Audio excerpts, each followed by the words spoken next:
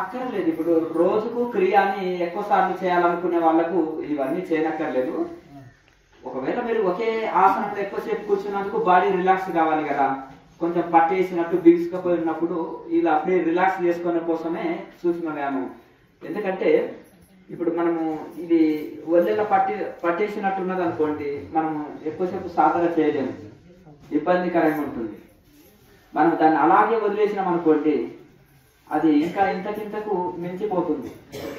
మనము అందుకనే ధ్యానంలో నుంచి వచ్చిన తర్వాత వెంటనే మళ్ళీ ఏం చేయాలి?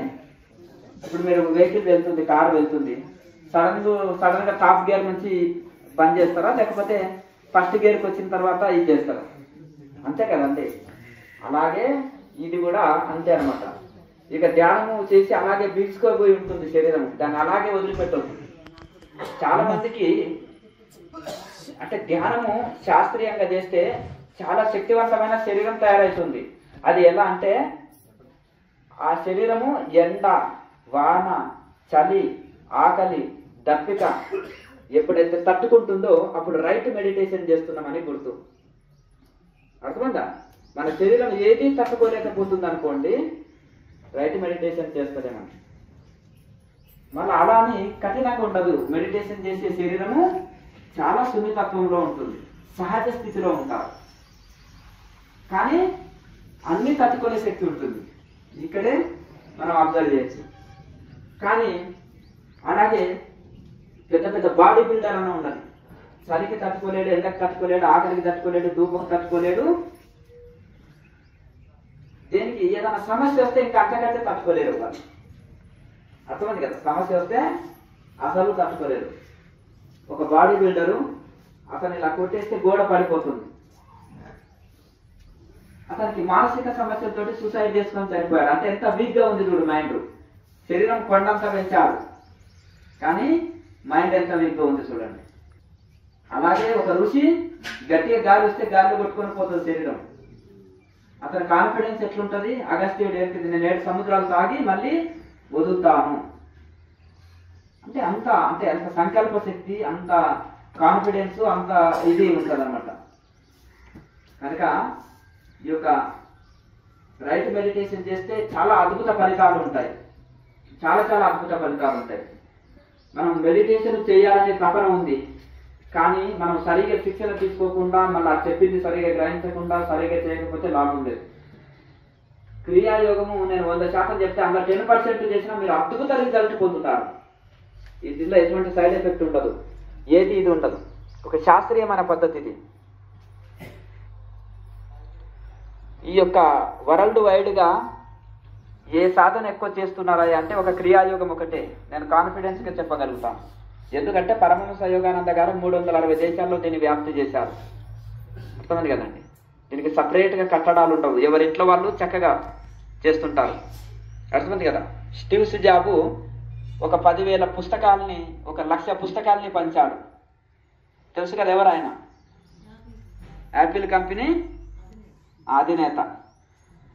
ఎందుకంటే ఇది మీకు నేను $1 మిలియన్ ఆస్తిని ఇస్తున్నాను అని అందరికీ పంచి ఆయన చివరి దేశంలో ఇది చేయండి, మీరు దీన్ని ఫాలో కండి అని. ఈ ప్రపంచంలో గొప్ప గొప్ప సైంటిస్టులు ఒప్పుకున్నది. ప్రపంచంలో చాలా గొప్ప గొప్ప స్వాతంత్ర సమరయోధులు అందరూ చేశారు. రవీంద్రనాథ్ ఠాగూర్, బంకిం చంద్ర చటర్జీ, ఇలా ఇంకా చెప్తూ పోతుంటే ఆనాడు లాయర్ మహాశయ దగ్గర వాళ్ళంతా శిక్షణ తీసుకున్నారు. గాంధీజీ కూడా ఇచ్చేశారు. పరమహంస యోగానంద గారి దగ్గర దీక్ష తీసుకున్నారు. కనుక ఇవంతా కూడా అందుకనే 21 రోజులు ఆయన నిరాహారిగా ఎట్లా ఉండేది? ఏ సమస్య వచ్చినా గాంధీజీ ఏం చేసేవాడు? నిరాహార దీక్ష కదా. వృద్ధుడి శరీరం ఎట్లా తట్టుకున్నది 21 డేస్? చెప్పండి.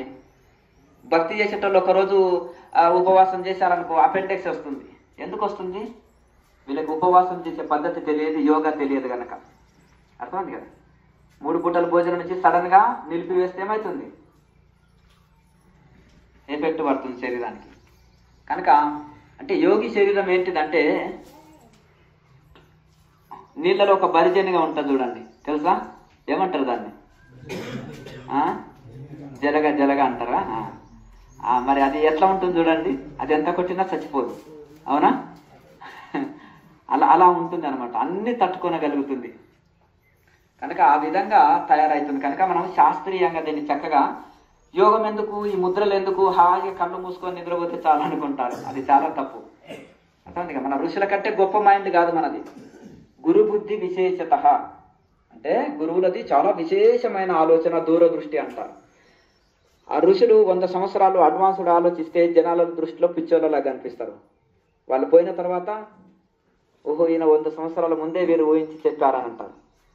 కనుక ఆ విధంగా వాళ్ళది దూరదృష్టి ఉంటుంది, చాలా దూరదృష్టి ఉంటుంది. కనుక మనకి తెలియని కంటే గురువులది విశేషమైన దృష్టి. కనుక దాన్ని అనుసరిస్తే చాలు. మనకు అన్ని అందించారు వాళ్ళు. చాలా సింపుల్ పద్ధతి. తలకిందులుగా ఉండండి, ఆసనాలు కఠిన ఆసనాలు ఉన్నాయా, తలకిందులుగా ఉండండి ఉందా, కఠిన పద్ధతులు ఉందా. కానీ ఈ మాత్రము కూడా చేయకపోతే మనము ఈ బాడీ మైండ్ ఫిట్ రాదు, గంటల తరబడి ధ్యానం చేయలేము. కరెక్ట్ మనము శరీరము చక్కటి మనకు ఆధీనంలో వచ్చేసి కరెక్ట్ మెడిటేషన్ చేసినప్పుడే మనము ఎక్కువ ఫలితం పొందుతాం. గంటల తరబడి ధ్యానం చేయాలంటే తప్పకుండా యోగం ఉండాలి. మనము శరీరం ఇలా పట్టేసి అలా వదిలిపెట్టినాం అనుకోండి, కొంతమందికి బ్లాక్స్ అయ్యే అవకాశాలు కూడా ఉంటాయి. కనుక తప్పకుండా ఎప్పటికప్పుడు మళ్ళీ శరీరాన్ని రిలీఫ్ చేసుకోవాలి. ఊరికి మనం యోగం లేకుండా ధ్యానం చేసేటోళ్ళకు ఒళ్ళు నొప్పులు వస్తాయని రాత్రి చెప్పుకున్నాం మనం. విపరీతమైన బాడీ పెయిన్స్ వస్తాయి. ఎందుకు? ప్రాణాయామ అభ్యాసం లేదు, దాని నాడి మండల శుద్ధి జరగలే. మళ్ళీ ఇంకొకటి కొన్ని చిన్న చిన్న ఆసనాలు కూడా వేరు. వాళ్ళు విగ్రహంలాకి ఇలాగే కూర్చిపోతారు. అది కూర్చునేది కూడా మళ్ళీ చక్కగా కూర్చోరు, ఒక ఆసనంలో వాలిపోయి కూర్చుంటారు కుర్చీలో ఇటు. అప్పుడు మెడలు దెబ్బతింటాయి, ఇటు వెళ్తే ఇటు మెడలు దెబ్బతింటాయి, ఇటు వెళ్తే ఇటు మెడలు దెబ్బతింటాయి, నడుములు దెబ్బతినిపోతాయి. ఎందుకంటే వాలిపోతున్నాం కదా, శరీరంలో హెవీ లోడ్ వెయిట్ అంతా కూడా ఈ నడుము మీద పడుతుంది. వాలిపోయినప్పుడు ఆ నడుము దెబ్బతినే అవకాశాలు ఉంటాయి. కనుక ఇవన్నీ ఎందుకు ఇన్ని ఎఫెక్ట్లు వస్తున్నాయి? నార్మల్ మెడిటేషన్ చేసేటోళ్ళకి క్రియాయోగం చేస్తూ ఏమైనా రోగాలు ఉంటే కూడా చక్కబడిపోతున్నాయి. రాంగ్ మెడిటేషన్ చేస్తే ఆరోగ్యంగా ఉన్న వాళ్ళకు కూడా శరీరాలు దెబ్బతింటున్నాయి.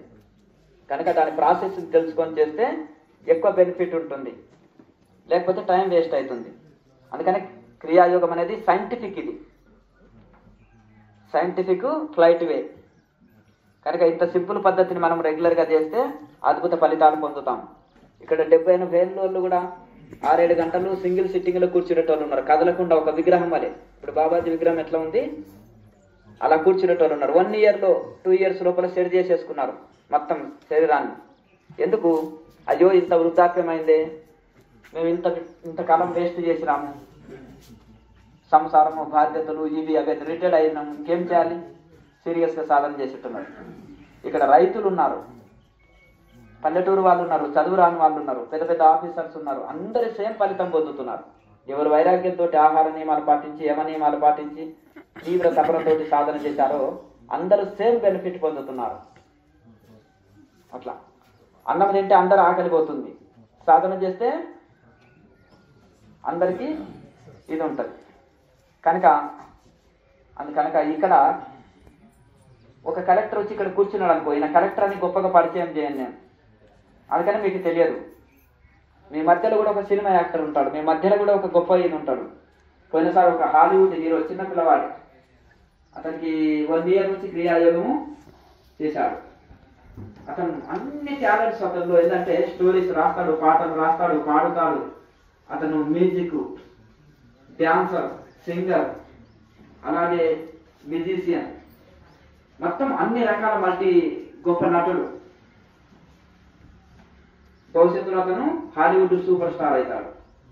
అర్థం కదా? ఇప్పుడు బాలనటుడు, ఇప్పుడు సూపర్ స్టార్. 2 ఇయర్స్ నుంచి క్రియాయోగం చేస్తున్నాడు ఆ బాబుకి.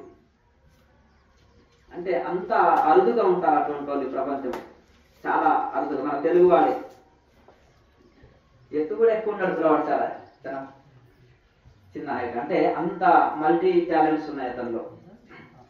కనుక ఆ విధంగా ఎవరైతే సాధన చక్కగా చేశారో వాళ్ళ బ్రెయిన్ చక్కగా యాక్టివేట్గా ఉంటుంది, వాళ్ళు ఏ రంగంలో అయినా రాణించగలుగుతారు. అట్లా దైవభక్తి గీతాలు పాడుతాడు, భజన్స్ చేస్తాడు. అతను అన్ని మంత్రాలని శ్రీ సూక్తం, పురుష సూక్తం స్వరయుక్తంగా చదువుతాడు. 7th నుంచి 10th కు జంప్ అయ్యాడు డైరెక్ట్. ఎంత? 7th నుంచి డైరెక్ట్ 10th కు. మళ్ళీ స్కూల్కి వెళ్ళాడు, జస్ట్ 1 అవర్ క్లాస్ వింటాడంతే. ల్యాప్టాప్ లో ముందర పెట్టుకొని ఆన్లైన్ క్లాస్ 1 అవర్ వింటాడంతే. అర్థం కదా? అతను గార్డెన్ వర్క్ చేస్తాడు ఆ పిల్లవాడు. వాళ్ళ అమ్మ చేసిన వంట తప్ప ప్రపంచంలో నువ్వు బయటికి వెళ్ళి ఎంత మంచి భోజనం పెట్టినా తినాడు. వాళ్ళ అమ్మనే, అతను షూటింగ్ లో వాళ్ళ అమ్మ కాలర్ మైక్ కూడా వాళ్ళ అమ్మనే పెట్టాలి. అర్థమైంది కదా? వాళ్ళ అమ్మ సహాయమే అతనికి ఉండాలి, ఇంకెవరిని దగ్గరికి రానివాడు. మళ్ళీ అతనికి వాళ్ళ అమ్మ చేతి వంట తప్ప బయట ఏది తిన్నాడు. అందులో కూడా ఆర్గానిక్ భోజనమే, అంటే మన కూరగాయల్ని పండిస్తాడు, తోట పని చేస్తాడంతా. వాళ్ళ అమ్మ ఆ బాబు ఇద్దరు తోట పని చేసి గార్డెన్ లో పండిస్తుంటారు. అక్కడ స్థలాలు ఎక్కువ కదా, అమెరికాలో ఇక్కడ కాదు, అక్కడ ఒక ఇల్లు అక్కడ ఒక ఇల్లు ఉంటది కాబట్టి వాళ్ళ గార్డెన్ లోనే వెజిటేబుల్స్ పండించుకొని వాళ్ళే స్వయంగా వండుకొని తినవలసిందే, బయటి భోజనం లేదు. అట్లా అన్నిటి అంత మంచి డిసిప్లిన్ తోటి, అంత క్రమశిక్షణ, అంత సంస్కారం తోటి. ఎందుకు మరి పిల్లలకు ఆ తల్లిదండ్రులు ఆ సంస్కారం ఇచ్చారు? ఆమె చిన్నప్పటి ఆశ్రమంలో చదివింది కనుక ఆ పిల్లవాడికి అంత ఆ సంస్కారం ఇవ్వగలిగింది. అర్థమైంది కదా? ఒరే నాన్న నాకు టీవీ సీరియల్ కు ఇబ్బంది పెట్టకు, జొమాటోలో ఆర్డర్ ఇవ్వరా నాన్న అని ఇప్పటి తల్లు చెప్తున్నారు. అవునా? పిల్లవాడు మురిగిపోయిన టమాటో లాగా అవుతాడు జొమాటో తిని తిని. అవునా? మా పిల్లవాడు ఎందుకో చాలా స్థూలకాయమైండు, మా అన్ని శరీరంలో అవయవాలు దెబ్బతిన్నాయి, జొమాటో ఫుడ్ తింటాడు కదా అంటే అవునండి, 3 పూటలు అదే తింటాడు. అంతేనా కదా? ఇది పరిస్థితి. కనుక ఇవన్నీ మన కోసం, మన ఆరోగ్యం కోసము. అలాగే మన యొక్క బయట ఫుడ్ ఏదైనా సరే జంక్ ఫుడ్ తినొద్దు. బయట ఏ హోటల్లో ఏది మనకి మేలు చేయాలి, మనకేదో ఇది చేయాలని అతనికి అనవసరం. అతనికి కావాలి డబ్బులు బస్, అంతే. మన ఆరోగ్యం గురించి వాళ్ళకి అవసరం లేదు, ఏ కష్టంగా పెడతారు. కనుక అటువంటిది మనం ఇంట్లోనే మంచిగా చేసుకొని తినాలి. తినడానికి ఏమి వండుకోవాలి, తినాలనేది దానికి ఒక శాస్త్రం ఉంది. ఎలా పండుకోవాలనేది కూడా శాస్త్రం ఉంది. చాలా మంది ఏమంటారు, కుక్క పిల్లలాగా ముడుచుకొని పడుకుంటాం. అర్థమైందా? అవునా? చిన్నపిల్లలు అలా ఎక్కువ ఇది చేస్తారు. కనుక ఎటువైపు మళ్ళీ పడుకోవాలి, ఏ నాడి నడుస్తుంటే ఆరోగ్యం ఎట్లా ఉంటుంది అంటారు. మనం భోజనం చేస్తాం, భోజనం చేసిన తర్వాత ఎడమ వైపు తల పెట్టుకొని విష్ణుమూర్తి ఎట్లా ఉంటాడు? పాల సముద్రంలో విష్ణుమూర్తి చక్కగా ఎడమ చెవిని ఇలా పెట్టుకొని చేసి పెట్టుకొని రాజులాగా పడుకున్నాడు ఆయన అంటారు కదా. తల ఇలా పడుకొని కాళ్ళు చక్కగా నిటారుగా, అప్పుడు కుడి నాడి నడుస్తుంది, స్వరం సూర్యనాడి నడుస్తుంది. సూర్యనాడి ఎవరికి నడుస్తుందో ఏ జబ్బులు ఉండవు. అగ్నితత్వం, సూర్యనాడి అంటే అగ్నితత్వం కనుక ఏ జబ్బులు ఉండవు. ఏదైనా పని కావాలంటే కూడా సూర్యనాడి నడుస్తున్నప్పుడు వెళ్ళండి, మీ పనులు అవుతాయి. అట్లా కనుక ఆ విధంగా మరి నడవాలంటే ఏం చేయాలి? కాసేపు ఎడమ వైపు తిరిగి పడుకున్నా సూర్యనాడి నడుస్తుంది ఆటోమేటిక్. కనుక ఆ విధంగా మనము ఎలా పడుకోవాలి, ఎలా వండుకోవాలి, ఎలా తినాలి, ఈ ఇంట్లో మనకు దాన్ని నేచురోపతి, మనం అంటే తీసుకునే కూరగాయలతోటి ఆరోగ్యం ఎలా రక్షించుకోవాలి, తినే ఆహారంతో. జాండీస్ వచ్చింది, పొనగంటి కూర ఉంటుంది, ఒక 1 వీక్ వండుకొని తినండి కాలి కూర, మీకు జాండీస్ పోతుంది. అల్లోపతిలో మెడిసిన్ ఉందా? లేదు. ఆయుర్వేదంలో ఉంది, 20-30 years నుంచి ఉంది ఆయుర్వేదంలో. కానీ అల్లోపతి డాక్టర్స్ రాస్తారా? ఇంగ్లీష్ డాక్టర్స్ ఆ మెడిసిన్ రాయారు. మరి అందులో లేదు, ఇలా రాయకపోయా మరి ఎవరు ఏం చేయండి? 20-30 లక్షలు టెస్టులకే పెట్టిస్తారు దాన్ని తేల్చడానికి. అమెరికన్ డాక్టర్ వస్తాడండి అంటాడు, 50 లక్షలు బిల్ అయిన తర్వాత ఇతను జాండీస్ పేషెంట్ అంటారు. ఓహో, పేషెంట్ అని తెలిసే వరకు 50 లక్షలు అయిందే, మరి తగ్గియాలంటే ఎంత అవుతుందండి? అందులో మెడిసినే లేదు. కనుక సింపుల్ గా పొనగంటి కూరని 1 వీక్ వండుకొని తింటే క్లియర్ మీ సమస్య. లేదంటే దాన్ని యూజ్ చేసుకుని తాగినా సార్. చూసారా? కిడ్నీ స్టోన్స్ ఉన్నాయి, దాన్ని మునగాకుని మిక్సీ పట్టి పెరుగులో వేసుకొని తాగండి, ఒక 15 days క్లియర్. చిన్న చిన్న మన ఇంట్లో వండుకొని తినే ఆహార గ్యాస్ ట్రబుల్ అంటారు. జరగని దూరంగా వేయించుకొని దాన్ని కూరల్లో బాగా వేసుకోండి, 100 గ్రాములు వేసుకోండి, మీ వరకు సపరేట్ గా. గ్యాస్ ట్రబుల్ ఉండనే ఉండదు. కనుక మనం తీసుకునే ఆహారమే ఔషధము. మన పూర్వీకులకు అందరికీ తెలుసు, పూర్వకాలంలో ఇవన్నీ ఊరికే వేయకపోతుంటాయి. పసుపు దేనికి అంటే యాంటీబయాటిక్, క్రిములున్నా చంపేస్తుంది, రోగ నిరోధక శక్తి పెంచుతుంది. గాయాలైనా పసుపును రాయండి మానిపోతుంది. ప్రతి దాంట్లో కూడా కరివేపాకు బీపీ షుగర్ని కంట్రోల్ చేస్తుంది. కొత్తిమీర కూరని సువాసనలు వెదజల్లుతుంది, జీర్ణశక్తిని పెంచుతుంది.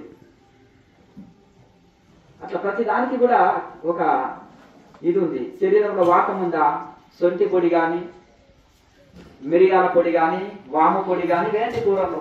గుమగుమలు అంటుంది కూర. ఈ వాతాలు తీసి పడేస్తుంది. ఒళ్ళు నొప్పులు, బాడీ పెయిన్స్, శరీరంలో నీరు తీసివేయడము, ఇవన్నీ వాయు వాతాలు తీసేస్తుంది. ప్రతి దాంట్లో కూడా ఒక గుణం ఉంటుంది. అప్పుడు ఏది వాడాలనేది, ఏది అవసరం అది వాడాలి, వ్యతిరేకం వాడద్దు మనం. ఇప్పుడు మనకి ఏది అవసరం, ఏ విటమిన్ తక్కువ ఉంది, దానికి సంబంధించిన విటమిన్స్ గూగుల్లో సెర్చ్ చేయండి. ఇప్పుడు డి విటమిన్ తక్కువ ఉంది, ఆ డి విటమిన్ ఫుడ్ ఏంటిది, డ్రై ఫ్రూట్స్ ఏంటిది, కూరగాయలు ఏంటిది, ఆకుకూరలు ఏంటిది, పప్పులు ఉంటాయి, 10-20 రకాలు ఉంటాయి పప్పులు. మాకు 4 రకాల కూరలు తెలుసు అండి, ఆకుకూరలు అంటారు. 50 రకాలు ఉంటాయి. పప్పులు ఎన్ని రకాలు ఉంటాయి, 20-30 రకాలు ఉంటాయి పప్పులు. అర్థమైందా? అందుకని ముడిని వాడండి, ఎంత శక్తి. పంజాబ్లో చూసారా, శనగని డైరెక్ట్ ఉడికిస్తారు, పప్పు చేసేస్తారు. పెసర్లోని డైరెక్ట్ ఉడికిస్తారు. మనకు 10 రకాల పప్పులు ఒకే దగ్గర చేయాలంటే భయం వేస్తుంది, ఎలా అవుతుందో అని. భయపడనక్కర్లేదు, 20 రకాల పప్పులు ఒకే దగ్గర ఉడికించి చేయొచ్చు.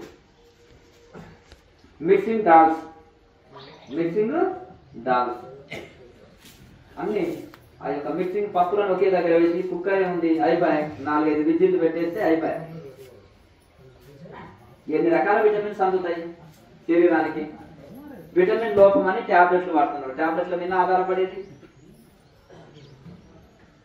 మల్టీవిటమిన్ టాబ్లెట్స్ అని విపరీతంగా వాడుతున్నారు. విటమిన్ ఫుడ్ తీసుకోండి. కనుక ఈ విధంగా అన్ని రకాల పంట మార్పిడి అంటే వేస్తారు. రైతులు ఎప్పుడు ఒకే పంట వేస్తే రాదు, అంటే పంట ప్రతి సంవత్సరం ఈ సంవత్సరం వేసింది మళ్ళీ సంవత్సరం వేరు మారుస్తుంటారు. అలాగే మనం కూడా వంట మార్పిడి చేయాలి. రైతు పంట మార్పిడి చేసినట్టు వంట మార్పిడి కూడా ఇలా ప్రయోగాలు చేయండి మంచి చక్కగా.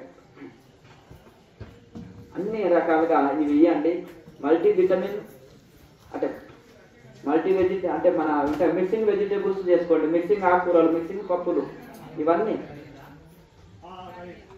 చేసుకుంటూ అది. అలాగే అల్లము, జీలకర్ర, ఈ వాము, ఇవి కూరల్లో ఎక్కువ వేసుకున్నారు అనుకోండి, జీర్ణశక్తి విపరీతంగా పెరుగుతుంది, త్వరగా జీర్ణం అవుతుంది. కనుక వేడి ఉంటేనేమో జీలకర్ర ఎక్కువ వాడండి, వాతం ఉంటేనేమో వాము ఎక్కువ వాడండి, సరిపోతుంది. కనుక కూరల్లో అల్లం ఎక్కువ వేయండి, వెల్లిపాయ వద్దు. ఎవరైతే వెల్లిపాయ ఉల్లిపాయ ఎక్కువ తింటారో వాళ్ళకు గ్యాస్ ట్రబుల్ అనే రోగం ఎక్కువ ఉంటుంది. అర్థమైంది కదండి. ఎవరికి ఎక్కువ గ్యాస్ ట్రబుల్ ఉందో చూడండి, వాళ్ళు ఎల్లిపాయ ఉల్లిపాయ ఎక్కువ తింటారని అర్థం. అది మసాలా వస్తువులు జీర్ణం కానీ ఆహారాన్ని విపరీతమైన గ్యాస్ ట్రబుల్ ఉంటుంది. అల్లం ఎవరు ఎక్కువ తింటారో వాళ్ళకు గ్యాస్ ట్రబుల్, మలబద్ధకం అనే సమస్యనే ఉండదు. అట్లా ఆ విధంగా మీరు మనం తీసుకునే ఆహారమే ఔషధము. మహర్షులు మనకు అన్ని అందించారు. భగవద్గీతలో ఏం తినాలని ఉంది లేదా 15వ అధ్యాయంలో చూడండి. అందుకనే భోజనం చేసేటప్పుడు 15వ అధ్యాయం ఆశ్రమాల్లో చదువుతారు. ఎందుకు చదువుతారు? రాత్రిపూట 12వ అధ్యాయం చదువుతారు భక్తి యోగం. భోజనం చేసేటప్పుడు 15వ అధ్యాయం అంటే భోజనానికి సంబంధించిన శ్లోకాలు అందులో ఉన్నాయి.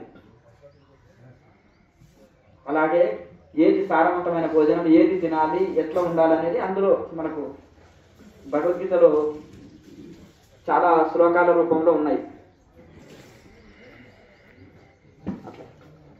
కనుక ఈ యొక్క 3 గుణాలు చెప్పారు కదా 13వ అధ్యాయము 14వ అధ్యాయంలో. ఆ అధ్యాయాల్లో ఎక్కువ ఈ భోజనాలు కూడా ఏది తినాలనేది వాటి గురించి చాలా ఉన్నాయి శ్లోకాలు. కనుక అది శాస్త్రము ఇవి చదువుకుంటే మనకు అర్థమవుతుంది. ఇంకా మీకు ఏమైనా సందేహాలు ఉంటే అడగండి.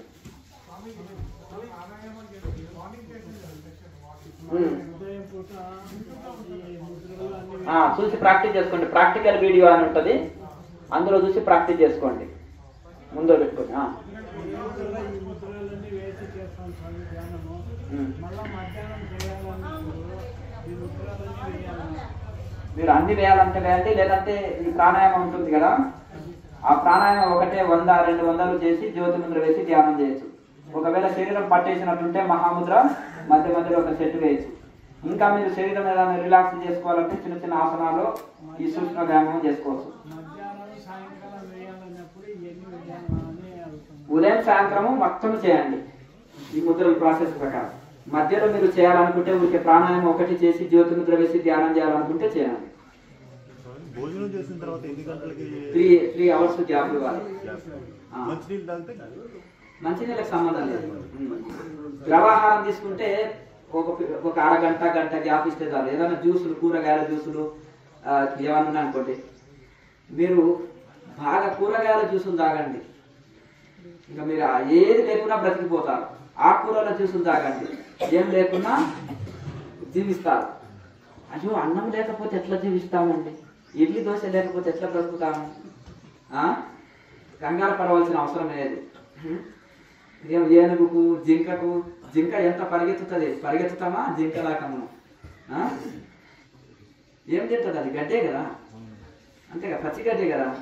అందుకనే మీరు కూడా షుగర్ కంట్రోల్ కావాలంటే ఏం చేయాలి? గోధుమ గడ్డిని అమ్ముతున్నారా? పొడి గోధుమ గడ్డి పౌడర్ని అమ్ముతున్నారా? ఆ గోధుమ గడ్డిని మనమే జ్యూస్ చేసుకొని తాగండి, గరిక గడ్డిని జ్యూస్ చేసుకొని తాగండి, అద్భుతంగా. రాత్రి చెప్పినాను, మందార పూల జ్యూస్ ఎవరు స్త్రీలు తాగుతారో వాళ్ళకి ఎటువంటి రోగాలు ఉండవు. అర్థమైంది కదా? వాళ్ళకి సంబంధించిన జబ్బులు ఏమి ఉండవు. రెగ్యులర్గా తీసుకోవడమే, మందార పూల జ్యూస్ చేసుకోవడమే, తాగడం అంతే. మందార పూల పచ్చడి చేసుకోండి, తినండి బాగా. అట్లా మనకు ఇంకా కూరగాయల జ్యూసులు కానీ, ఫ్రూట్ జ్యూసులు కానీ, తర్వాత ఆకుకూరల జ్యూసులు కానీ అన్నీ తీసుకోవచ్చు. చాలా మంచిది. ఒక పూట భోజనం చేయడం మంచిది, వండింది. ఇక ఉదయం సాయంత్రాలు ఈ జ్యూసులు ఇవే తాగిందని యోగం ఎందుకు కుదరదు అప్పుడు అడగాలి. అర్థమైంది కదండి? రాత్రి ఒక ఆయన అడిగాడు, ఏమన్నారు, నేను భోజనం కంట్రోల్ చేయలేకపోతున్నామండి, ఫుల్గా తినాలని ఉంది అంటే నేనేం చెప్పినాను, మీరు బొరుగులు కేజీ తిన్నా కానీ ఆవలిస్తే అవసిపోతుంది. అర్థమైంది కదా? అవునా? అవి బాగా తినేవేయండి, అంటే లైట్ ఫుడ్ ఇవ్వాలి. ఇంతవరకే చెప్పినాను. వాటర్ మిలన్ ఉంటుంది, అది అది ఒక కాయ మొత్తం తిన్నా నీకు ఏమి పొట్ట ఇబ్బంది పెట్టదు, ఫుల్గా అయినట్టు ఉంటుంది, కానీ శరీరంలో త్వరగా జీర్ణం అవుతుంది. శరీరంలో త్వరగా జీర్ణం అవుతుంది. ఉదయం పొట్ట చాలా క్లీన్ చేసేస్తుంది. అందులో ఉండేది వాటర్ శాతం ఎక్కువ ఉంటుంది కాబట్టి మీకు ఏ ఇబ్బంది ఏం లేదు. కాస్త ఎక్కువ తిన్నా నష్టం లేదు. అటువంటి లైట్ ఫుడ్ని కాస్త ఎక్కువ తిన్నా ఏం కాదు. కఠిన భోజనాన్ని కొంచెం తిన్నా ఇబ్బంది, కానీ అటువంటి తేలిక భోజనాన్ని కాస్త ఎక్కువ తిన్నా ఏం కాదు. అప్పుడు వాళ్ళకు పొట్ట ఫుల్గా ఉన్నట్టు ఉంటుంది. తేలిక ఆహారం ఆరోగ్యానికి మంచిది. అట్లా ఫుడ్ కంట్రోల్ చేయలేని వాళ్ళు ఇటువంటివి చేయాలి. లేకపోతే 2 గ్లాసుల జ్యూస్ తాగి మనకు పొట్ట ఫుల్ అవుతుంది కదా, అంటే బస్ ఆకుకూరలో, కూరగాయలు, ఫ్రూట్స్ తాగిస్తుంది. అట్లా అట్లా మెల్లగా కంట్రోల్ చేయాలి.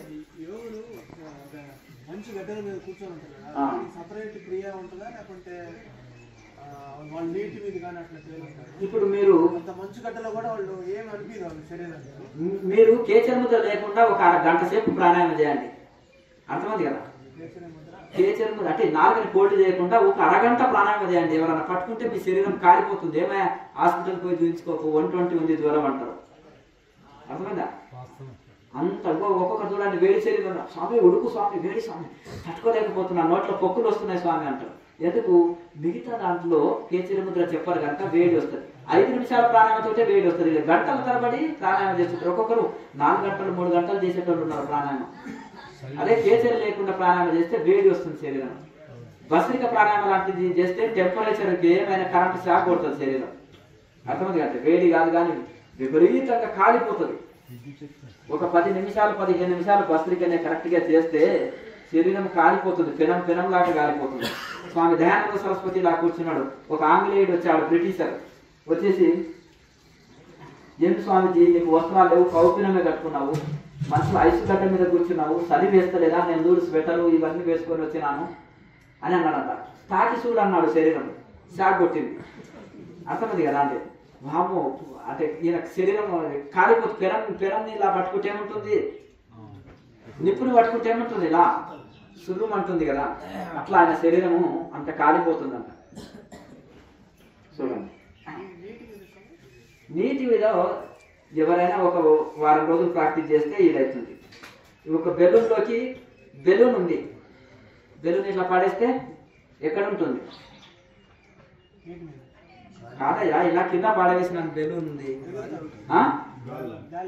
గాలి ఎందుకు ఉంటుంది ఆ బెలూన్?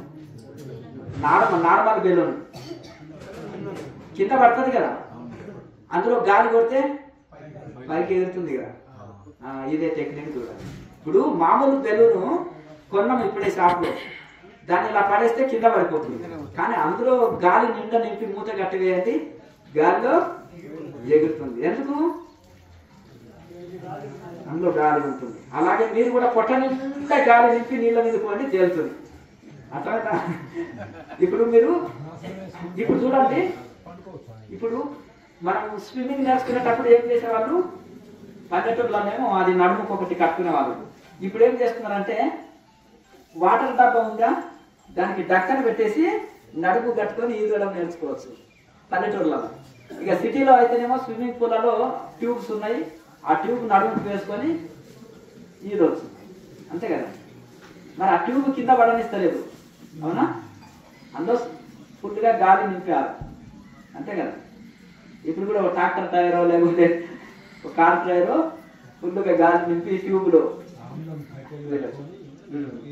అట్లా. ఆ విధంగా మనం కూడా ఇక్కడ ఎవరైతే పొట్ట నిండా శ్వాస తీసుకొని నీటి మీద ఉన్నాం అనుకోండి, ఇదది మళ్ళీ అందులో ఏం చేయాలి? కొద్దిగానే శ్వాసని, ఒక 10% శ్వాసని వదులుతూ తీసుకుంటూ ఉండాలి, మిగతాదంతా లోపలనే బంధించాలి. మరి మొత్తం ఎక్కువసేపు శ్వాసని బంధించలేము కదా, అంటే మళ్ళీ అదొక టెక్నిక్. ఒక 10%ని బయటకు వదులుతూ తీసుకుంటూ దాన్ని కంటిన్యూషన్ చేస్తుండాలి, అంతే. మిగతాది మాత్రము లోపలిది మీరు మొత్తం గాలి వదిలారనుకో బుడిగున మునిగిపోతారు, అంతేనా? అట్లా కనుక అది ఒక టెక్నిక్ మీద చేసేది. అంతే. ఇంకా మనం మాట్లాడడం అంటే ఇంకా అభ్యాసం బాగా చేయాలి. ఆ శ్వాస బయటకు పోనీయకుండానే మాట్లాడడం ప్రాక్టీస్ చేసుకోవాలి. ఇవన్నీ పెద్ద ఇది కాదు, ప్రాణంలో పట్టు సాధించిన వాళ్ళకి ఇదేం పెద్దగా ఇవి కాదు. కనుక ఎవరైతే ప్రాణాయామంలో పట్టు సాధిస్తారో ఇవన్నీ చాలా సింపుల్, ఈజీ. ఆ పుస్తకాల్లో రాసినాం, అన్ని ఉన్నాయి. ఇవి ఎక్కువ చెప్పరు, డబ్బులకు నేర్పించేటోళ్ళు చెప్తారా ఇవన్నీ? పుస్తకాల్లో రాస్తారా అంటే ఓపెన్ గా. నేను ఎప్పుడో 2014 సంవత్సరంలోనే ఆ పుస్తకం రాసినప్పుడే అన్ని టెక్నిక్స్ రాసినాను అందులో. ఇంకేమైనా డౌట్లు ఉంటే అడగండి. రుద్రాక్షలో వాయు వాతాలు తీసేస్తుంది, ఔషధ గుణం ఉంటుంది శరీరంలో, వాయు వాతాలు తీసేస్తుంది. అది ఔషధులతో కూడుకున్నది, ఒక దైవికమైంది కూడా. రుద్రుని అక్షయం నుంచి వచ్చింది కాబట్టి రుద్ర అక్ష. నియమాలు పాటిస్తే మంచిదే, అట్లే కదా. శాకాహారం తీసుకుంటే చాలా మంచిది. ఆధ్యాత్మిక వస్తువు అన్నప్పుడు దాని విలువ దానికి కాపాడితే మంచిది కదా, అంతేనా కదా. శాకాహారం తీసుకోవాలి, మధు మాంసాలు తీసుకోకుంటే మంచిది. నెక్స్ట్, ఏ ముఖమైనా మంచిదే, అర్థం ఉంది కదా. అన్ని ముఖాలు శ్రేష్టమే. అయ్యా చెప్పండి.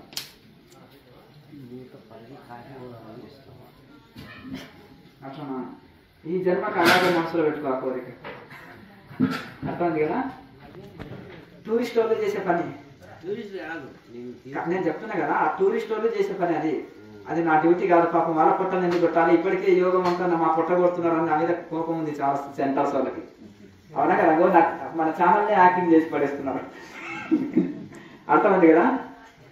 వాళ్ళు మనకు ఛానల్ బలం అనుకుంటున్నారు, కాదు. నేను ఎప్పుడో పుస్తకాలు 2014లోనే పుస్తకాలు రాసిన, ఆ పుస్తకాలు చదివి వచ్చేవాళ్ళు, అర్థమైందా. అప్పుడు కూడా ఇంతమంది వచ్చేవాళ్ళు అప్పుడు కూడా. కాకపోతే ఇంకా కాస్త పెరిగామంతే. ఎందుకంటే నేను యాత్రలు తిప్పడం నా డ్యూటీ కాదు. ఎవరికి ఆకలి అయిందో వాళ్ళు ఎక్కడో హోటల్లోనో బయటనో ఇంట్లోనో తింటారు, ఎవరు ఆసక్తి ఉందో వాళ్ళు వెళ్తుంటారు.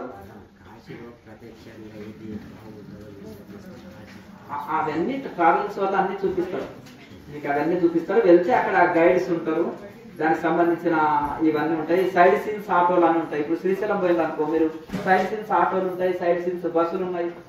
అలాగే ప్రతి ఏరియాలో టూరిస్ట్ ప్లేసుల్లో కూడా సైడ్ సీన్స్ ఆటో ఉంటుంది అనుకో, ఒక 4-10 మంది పోయింది అనుకోండి, ఆటో మాట్లాడుకొని మేము కొత్తగా వచ్చినాము మాకు ఈ ప్లేసులన్నీ చూపించాలి ముఖ్యమైనవి, ఒక చార్ట్ ఇస్తారు, దానికి సంబంధించిన పాంప్లెట్ ఇస్తారు, అందులో చదువుకొని వెళ్ళొచ్చు, మెల్లగా తిరగొచ్చు, లేదంటే సైడ్ సీన్స్ ఆటో తీసుకొని తిరగొచ్చు, అన్ని రకాల వసతులు ఉన్నాయి. ఇప్పుడు ఏమి ఇబ్బంది లేదు. నెక్స్ట్ ఇంకా మీకు ఏమైనా సందేహాలు ఉంటే అడగండి. సోహంని అజప గాయత్రి అంటారు. మనం జపించకనే అది జరుగుతుంది. సో శ్వాస తీసుకునేటప్పుడు సో అని తీసుకుంటున్నాం, హం అని వదులుతున్నాం కనుక దాని సహజంగా ఆ జపం మనకు తెలియకుండానే జరుగుతుంది కనుక అజప అంటే జపించకుండానే జరుగుతుంది. జప అజప. జప అంటేనేమో మనం ప్రయత్నపూర్వకంగా జపించేది, అజప అంటే మనము మన ప్రమేయం లేకుండానే అది సహజ స్థితిలో జరుగుతుంది కనుక అజప అంటారు. కనుక మళ్ళీ ఇప్పుడు 10 గంటలకు క్లాస్ స్టార్ట్ అవుతుంది, మళ్ళీ మీరు ఇప్పుడు టిఫిన్ తింటారు, మళ్ళీ కాసేపు ఇది కావాలి కనుక మళ్ళీ ఏమన్నా తర్వాత మళ్ళీ చర్చించుకున్నా. ఓం ఓం స్వామి ఇంకోటి